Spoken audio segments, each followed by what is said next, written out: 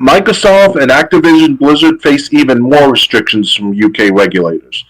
The UK's Competition and Markets Authority says that Microsoft and Activision-Blizzard will need to ask it for permission before either company acquires an interest in the other. Microsoft is facing even more regulatory hurdles after its plan to acquire Activision Blizzard was blocked in the UK over concerns about cloud gaming. The Competition and Markets Authority has added more restrictions to both companies, and in an interim order, it detailed how these measures were added for the purpose of preventing preemptive action from Microsoft and Activision Blizzard. According to the new restrictions, the two companies will need to secure prior written consent from the CMA if either company invests in the other's development studios, acquires an interest in another business that holds an interest in the other company, or holds an option to acquire an interest in either of the mentioned examples. Meanwhile, the UK government unveiled what it calls smarter regulation this week, essentially aiming to reduce red tape for businesses and foster a more competitive environment. Taking advantage of post-Brexit freedoms, the government will remove unnecessary red tape and regulatory burdens, ensuring rules and regulation for British businesses is proportionate and takes into consideration wide impacts on consumers, innovation, and competition, as well as direct costs, the UK government said. While Microsoft and Activision Blizzard aren't explicitly mentioned in this legislation, the new streamlined rules could potentially be good news for the two companies, although the impact of this proposal remains to be seen. Microsoft is preparing to appeal the CMA's judgment, as following the CMA's decision, it began lawyering up with some high-level legal power, adding a lawyer who had previously represented Queen Elizabeth II, Boris Johnson, and Princess Diana to its team. In other regions, the European Union issued a formal antitrust warning last year, and across the pond, the U.S. Federal Trade Commission issued a legal complaint. Former General Counsel of the FTC, Alden Abbott, has also weighed in on the CMA's decision to block the deal proceeding, saying that the body did not fully consider the facts. For more details, you can read up what's next, Microsoft and Activision Blizzard. This sounds like the CMA is just basically throwing its weight around. Mm-hmm. I mean, they're saying now you can't even invest, you can't even acquire interest in a company or parts of a company unless we say so. I see. I'll read it again. The two companies will secure prior written consent from the CMA if either company invests in the other development studios, acquires an interest in another business that holds an interest in the other company, or holds an option to acquire an interest. So they can't even give money to Activision Blizzard unless the CMA says it's okay. And that's how much power these entities have over companies, huh? That's interesting, especially in the United Kingdom. Yeah. Well, I have to say though that I hear conflicting stories too, where it's like, Activision Blizzard is not going through in the United Kingdom, but then it's like they'll say one thing like I mentioned, and then the other thing, what you're saying, Triple J, is that you have to sponsor or help each other out in the sense of each other's entities. So it's kind of like okay, so let's do it. I mean, all right. Yeah. It's just that's weird. Now. That's the part that got me, where they said, Microsoft can't give money to Activision Blizzard. Activision Blizzard can't give money to Microsoft for development purposes, unless we say it's okay. And you can't acquire, parts like stake in a company. One company can't acquire a stake in the other company unless we say it's okay. And that's CMA saying that. That's the CMA, yeah. Who are they? I mean, of course they're like a regulatory body, but still, they're the Competition and Markets Authority in the United Kingdom. Interesting. But they're lawyering up people that represented Queen Elizabeth and Princess Diana. So apparently, Microsoft's got the money to spend on lawyers, and I think they're going to need the lawyers to fight this. I think it's a few more years at best for this to go through in the United Kingdom.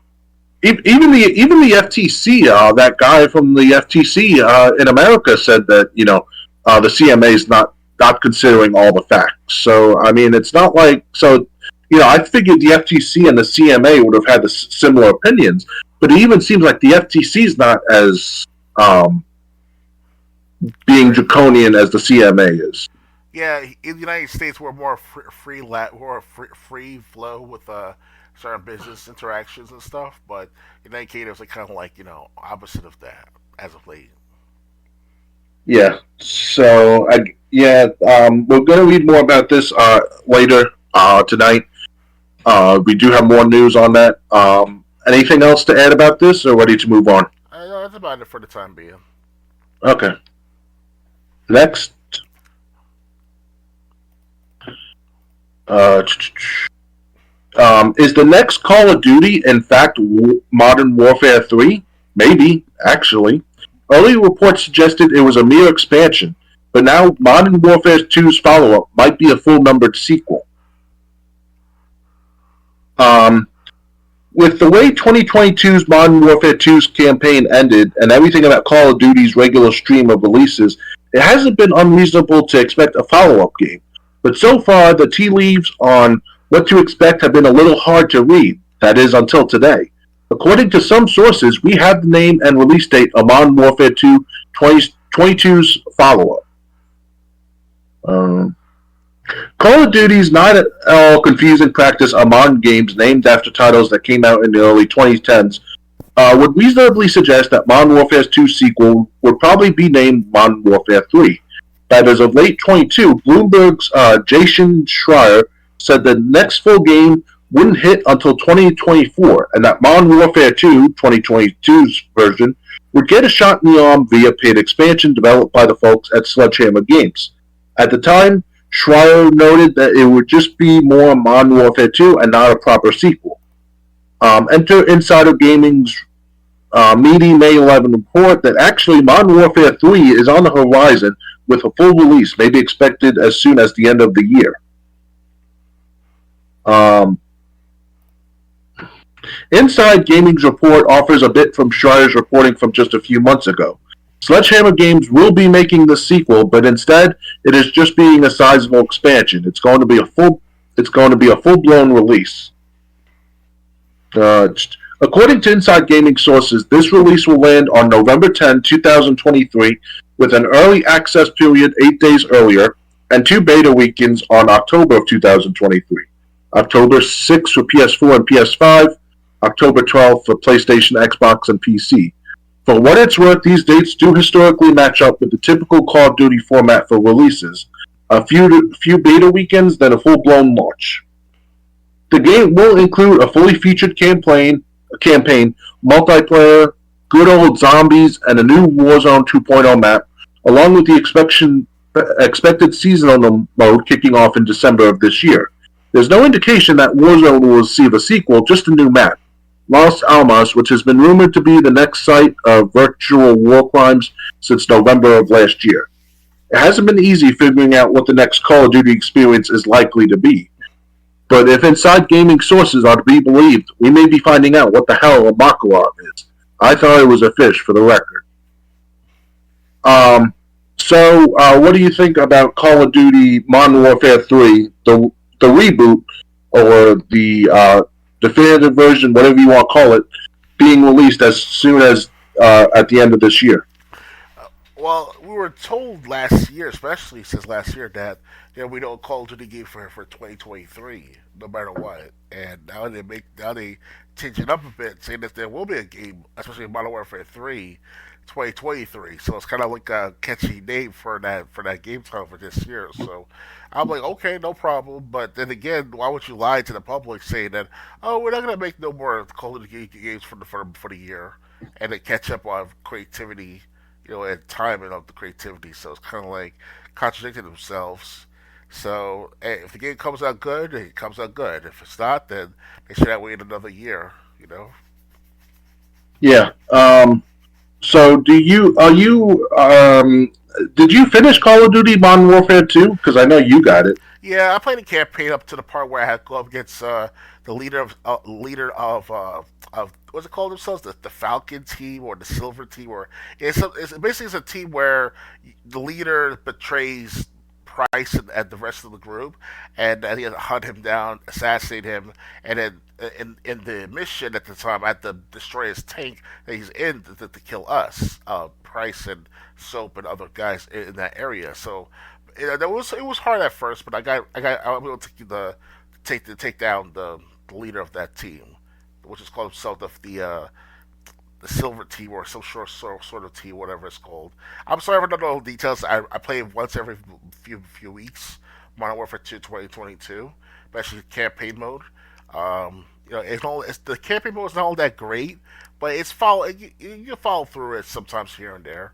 But the action is great. You do stealth in a part where you have no gun or no knife, so you get acquired like resources on procure weapons on site or equipment on site. So you get the detonators, make detonators from scratch, and make sharp objects from scratch, and able to find a gun or two, throw bottles at your enemies, or throw bottles across the street. Just give them their attention to that area to pass by them. So it's pretty good. Modern Warfare 2 overall campaign wise. Okay. Are you going to be picking up Modern Warfare 3 if it comes out at the end of this year? Yeah, why not? Especially if it comes around like early November, early Yeah. October, as always. Why not? They said the beta test weekends will be October, and the game's expected to release in November. Okay, so that's plenty of time for you to finish up Modern Warfare 2, 2022. Yeah. So I mean, again, I'm not as big into Call of Duty as I used to be. I was a big fan of Black Ops and Modern Warfare 2, the originals. But then I kind of lost interest in it. So this is great for Call of Duty fans. If you were worried Modern Warfare 2 was going to be it for a while, looks like that's not the case after all. And so far, it was all nothing but fluff at this time. Last year it was a real deal to not to have a Call of Duty game for this year, but they're not going to break that tradition because they want to make that quick sale every year as always. yeah. So I mean, yeah. So yeah, it sounds like it started out as an expansion, but then they said, hey, we got enough to create a full full retail release, you know, instead of an expansion. And obviously, if it's a full retail release, they could sell it for more than they would have just sold DLCs for. So, Oh, yeah. And I personally myself, I'm not a big Call of Duty fan, but I haven't played Call of Duty since Modern Warfare, since Black Ops 1 in 2016 when it was backwards compatible.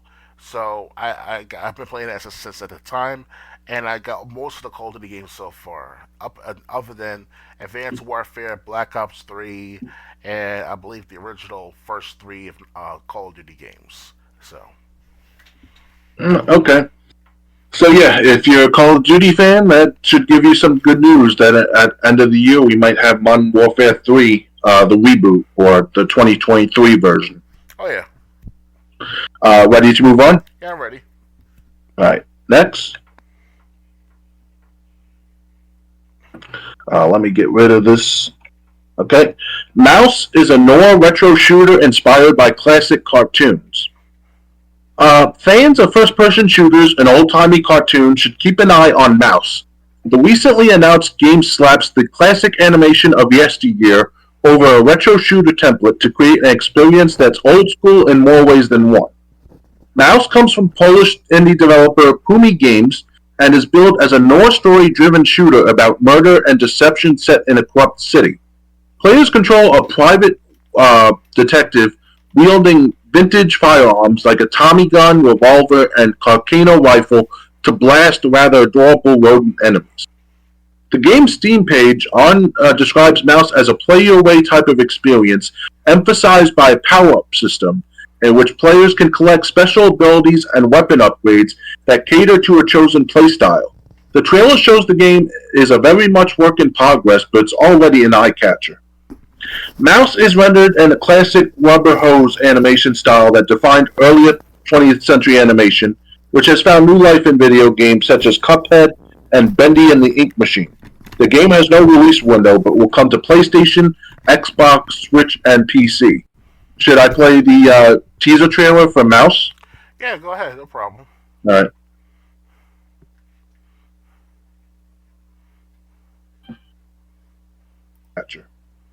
Mouse is rendered in a classic rubber hose animation style that defined earlier 20th century animation, which has found new life in video games such as Cuphead and Bendy and What was that? The game has no release window, but will come to PlayStation, Xbox, Hello? Switch, and PC. Should I play the teaser trailer for Mouse? Yeah, go ahead. Okay, I guess you had to go away for a couple minutes. I'll continue playing the trailer.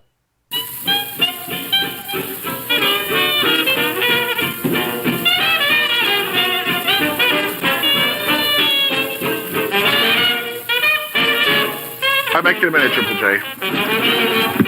What was that? Hello?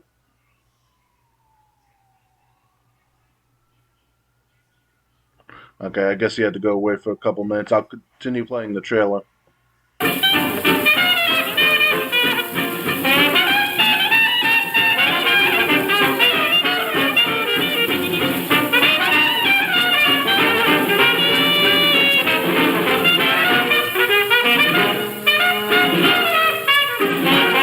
Alright, I'll wait for Dr. Games 101 to get back before I discuss what I think.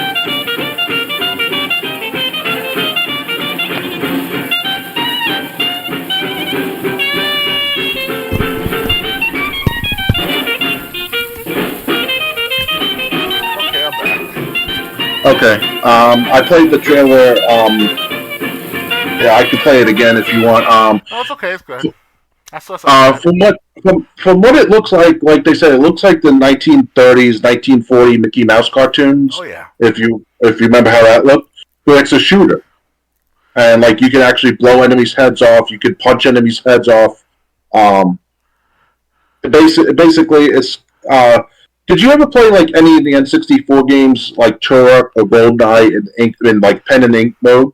Yeah, I own Turok 1 and 2, if I remember correctly, as well as GoldenEye. I have a copy of them on the N64. All right. Do you remember, like with Game Shark, you could access pen and ink mode in those games? I'm not sure about that part. No. Okay.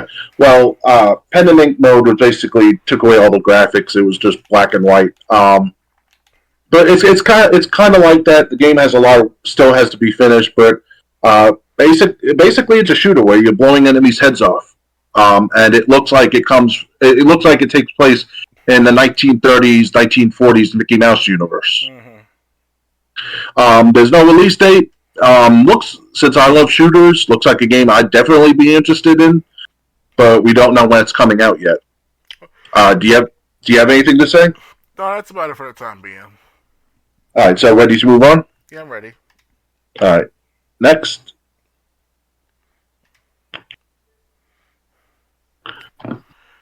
European Commission approves Microsoft's Activision-Blizzard acquisition. Following an in-depth investigation, the European Commission has approved Microsoft's proposal of Activision-Blizzard. The investigation began last November with the Commission citing Microsoft's potential expansion into the cloud gaming market as a primary concern. This was just one of many roadblocks the company faced, including ongoing battles with America's Federal Trade Commission and the UK's Competition and Markets Authority, which we talked about earlier. Roughly summarized, here are the conclusions the European Commission came to as a result of their investigations. Microsoft's merger would not provide them any incentive to refuse to distribute Activision Blizzard games to Sony consoles. Even if Microsoft did withhold those games from Sony, it would not significantly harm the console market. Even prior to the merger, Activision would not make its games available on multi-game subscription services like Xbox Game Pass. If Microsoft made Activision games exclusive to their cloud service, it would harm the growth of the market by reducing competition and also improve Microsoft's position as a developer of PC operating systems. In response, Microsoft has agreed to a free license that would allow residents in the European Economic Area to use any cloud platform they want to stream all current and future Activision Blizzard games, as well as a license that allows cloud service providers to provide those services. The European Commission is quite pleased with this outcome, stating, "These commitments fully address the competition concerns identified by the Commission and represent a significant improvement for cloud gaming streaming compared to the current situation."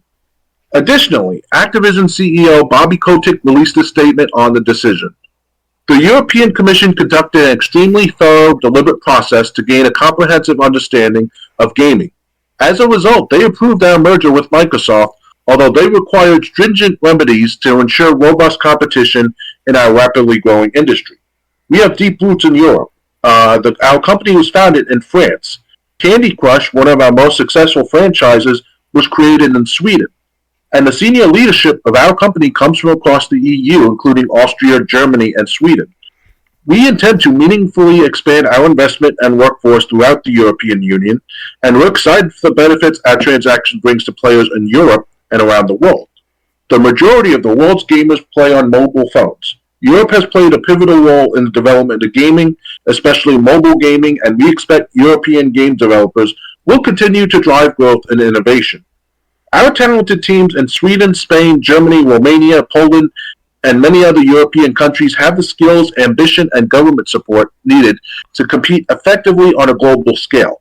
We expect these teams to grow and prosper given their government's firm but pragmatic approach to gaming. While this is certainly a sizable victory for the merger, it still has a long road to travel before being approved. In addition to its block in the UK, the company will have to negotiate with the FTC at a hearing in August. So do you think the merger will eventually go through? Well, as the title of the article, it's the title of this discussion, European Commission approves Microsoft's Activision-Blizzard acquisition. Well, it's kind of like a contrary to, because obviously we have to deal with the other company or the other entity at large in the United Kingdom, and also, so basically it's like a whole pizza being approved for everything, but one slice of pizza is rotten or it's not completely done yet. So it's kind of weird for the European Commission to go through with this, knowing that the CMA, are not necessarily going through it either. So it's like it's flip flopping. It's a conundrum, or it's more of like a gridlock. So the CMA's reject saying no, but the same concerns that the CMA had, or cited at least, the European Commission said, based on our report, we have, we find those concerns to be unfounded. Maybe that's good news. Like I said, the more approvals they get from the different countries around the world, that's better for that's better for the merger. Oh yeah. They're not done with the CMA yet. The FTC is going to hear a case in August. Maybe and by like I said, with the FTC hearing, they could just bring what the European Commission learned and say, hey, can we have a copy of that research? We need it for a court case, and against the FTC to prove our point. It's going to go through. I think it's going to end up going through in the long run, but I think it's going to be still a long and incredulous process. It's going to be a very long process, indeed. Very tedious situation at hand too. I just want to make sure I may use that word correctly. Okay, maybe incredulous. I used that word wrong, but it's like Dr. Games 101 said, tedious. It's going to be a long process, but I think in the end result, it's going to go through. Oh yeah. Ready to move on? Yeah, I'm ready. All right. Next. Xbox Game Pass is losing these 5 games very soon. FIFA 21 will be replaced by FIFA 23. Microsoft has revealed the next batch of games that will be leaving the Game Pass library at the end of the month. In a recent Xbox news post, Microsoft confirmed that May 31st, 5 games will be leaving the service, including the 2013 strategy game Europa Universalis from Paradox Interactive and FIFA 21 for both console and PC. Evil Genius 2 World Domination, Floppy Knight, and Lawn Mowing Simulator are also among the games leaving the library, so users will have 2 weeks to go to grab them while they can. Actually, about a week and a half now. Once again, the company reminded members they can save 20% on all games when buying them and adding them to their collection permanently. The complete list of games and their platforms can be read below. I'll be covering that in a minute. Microsoft also shared the second wave of games that will be joining Game Pass this month, including FIFA 23, available now for Xbox One, Xbox Series, and PC. The day one release of Planet of Lana, the charming top-down adventure game Chicory, A Colorful Tale, and more. So leaving May 31st, Europa Universalis, exclusively for PC, Evil Genius 2, World Domination for Cloud Console and PC, FIFA 21 for console and PC, available through EA Play, Floppy Nights for Cloud Console and PC, and Lawn Mowing Simulator for Cloud Console and PC. We'll be getting to the games joining Game Pass next. They didn't cover it in this article like they did last time. Are you going to miss any of these 5 games, though? I never played the FIFA games at all, and I'm not planning on playing anytime soon those FIFA games at all. To be honest with you, I'm not a big soccer fan, so that's out of the question right then and there. That's out of the question. As far as the other games concerned, I can always wait to come back on the Game Pass or have another promotion on sale. Not a big fan of like looking into these games anytime soon, so I can't say much about it to begin with. So. Yeah. Europa Universalis, that's a PC game, so I can't talk about that. Evil Genius 2, Floppy Nights, I've never played any of them. I have played a FIFA game, but that was years ago, back when I was in New York. That was like 10 years ago from now. So, I haven't played any of the recent FIFA games. And Lawn Mowing Simulator, what do you want me to say about Lawn Mowing Simulator? It says it in the title. Hey, you're mowing lawns. That's all you do. Yeah, you probably are a lawnmower in that game. Yeah. So I mean, if you love any of these titles, you still got a week and a half to enjoy them, or you have to buy them. But since they're leaving the service, you can save 20% if you buy them. I'm on my own lawn when I get my own house. That's just the only time I talk about that. So. You don't think you'll be spending money on a lawn mowing simulator? Of course not. I'm spending money on a lawnmower and mow my own lawn. Yeah, I got a big backyard. I can mow the lawn if I want. But in all seriousness, yeah, none of these games I'm going to miss when they leave the service. And FIFA, they cheat people out of money in it because of those microtransactions. So no thank you for me.